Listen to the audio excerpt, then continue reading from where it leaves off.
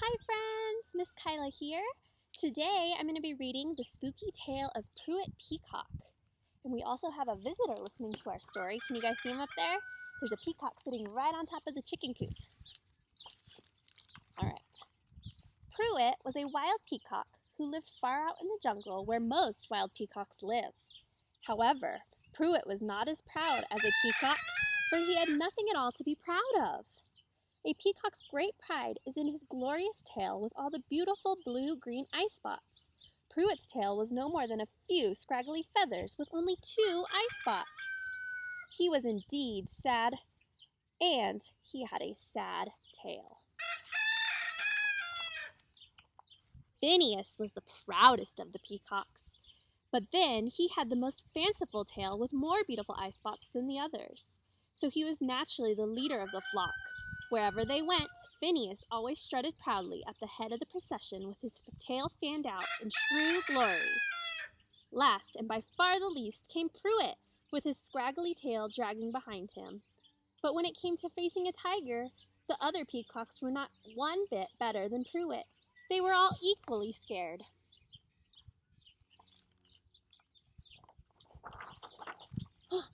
Fortunately, the peacocks had but one tiger to worry about.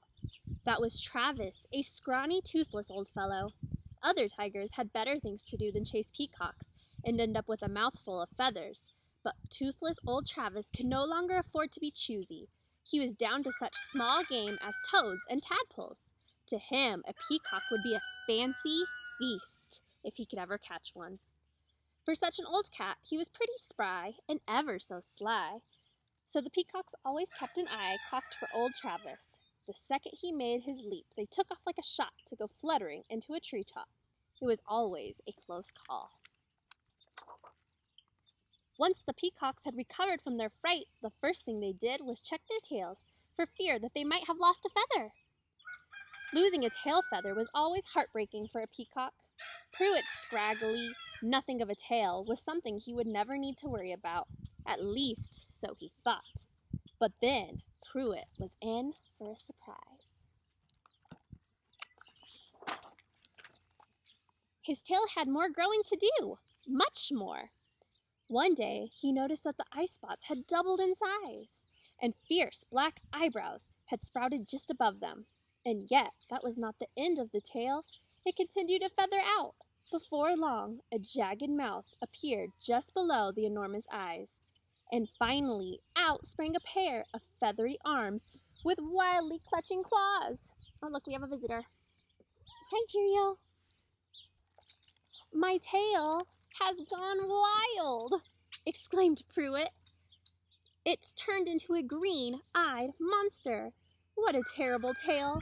But then, after all, he sighed. It grew, so I suppose I'll just have to get used to it. I only hope the other peacocks can, too. Can you guys see its crazy monster face on his tail? The other peacocks paid so little attention to Prewitt that a week had passed before they discovered his tail had gone wild. When they did, it hit them all at once.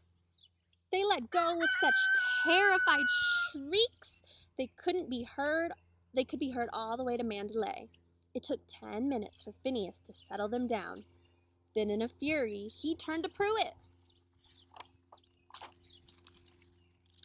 What's come over you, Prewitt? What on earth have you done to your tail? He squawked. Nothing, said Prewitt. It just grew this way.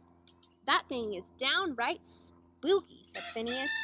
It gives me the creeps.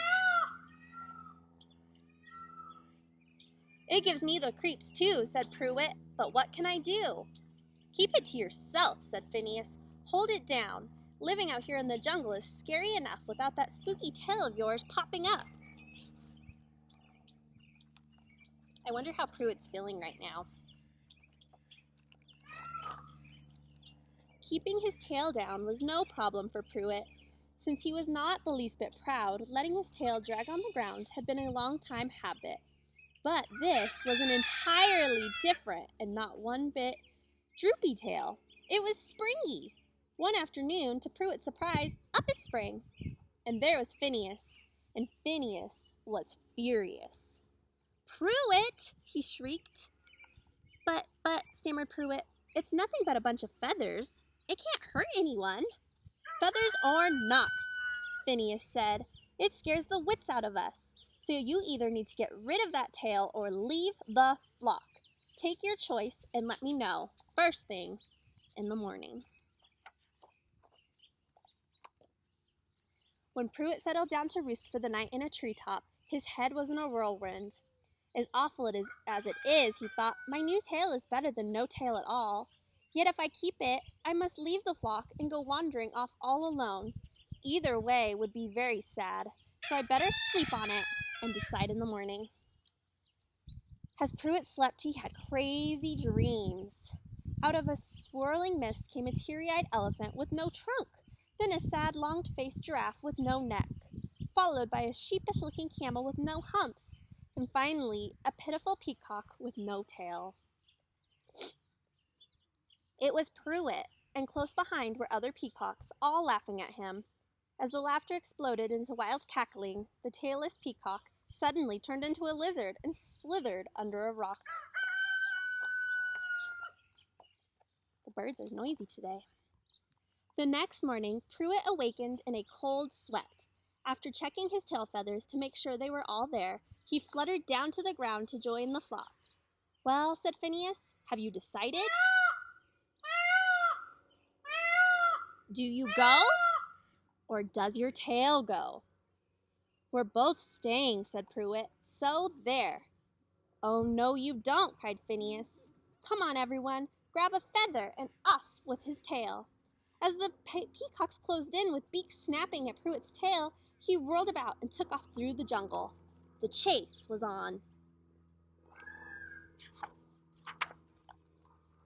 The peacocks were very poor flyers, so it was more of a fluttering, hopping, running chase, and although Prewitt was a bit smaller with shorter legs, he was a bit quicker.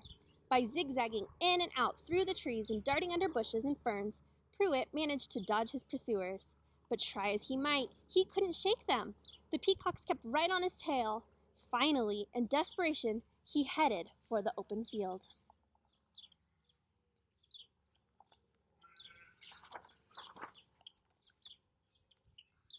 Prewitt figured they wouldn't dare follow. It was much too great a risk for a peacock to venture into the open. But dare they did. The peacocks were determined to catch Prewitt no matter what. And as he went plowing through the tall grass, they were just a few steps behind and gaining fast. Prewitt was just about to be caught when all of a sudden, a tiger reared up out of the grass. It was old Travis, and just like that, the chase was over. It was too late to turn back, and with no trees to flutter into, the peacocks were doomed. They were too terrified to move, so they just stood there, waiting for the finish. Then, just as the tiger was set to spring, he let out a yowl of terror. Then in a panic, old Travis went leaping and bounding away to disappear into the distance. The peacocks were left stunned and bewildered. What could ever frighten a tiger? They wondered as they looked frantically about. Then all at once, there it was, Prewitt's spooky tail. When Prewitt caught sight of the tiger, the tail sprang straight up in all its horror. There was no doubt what Prewitt's tail had done. It had saved the day. When Phineas finally found his voice, he cried, Prewitt, Prewitt, how can we ever repay you? There's no need to repay me, said Prewitt. It was nothing I did. It was just my tail. Just the same, said Phineas. You deserve a reward. How would you like to take my place and become leader?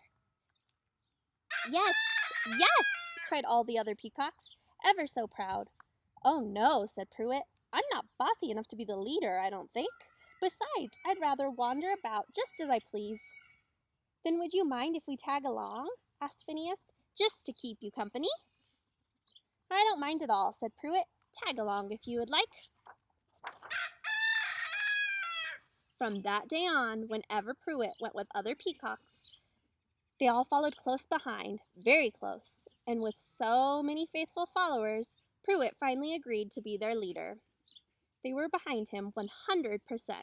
Of course, Prewitt knew why, but just the same, he couldn't help being proud. Now at least, Prewitt was truly as proud as a peacock. Hey guys, thanks for listening. I love that our peacock stayed for the whole story too. I'll see you guys soon. Bye!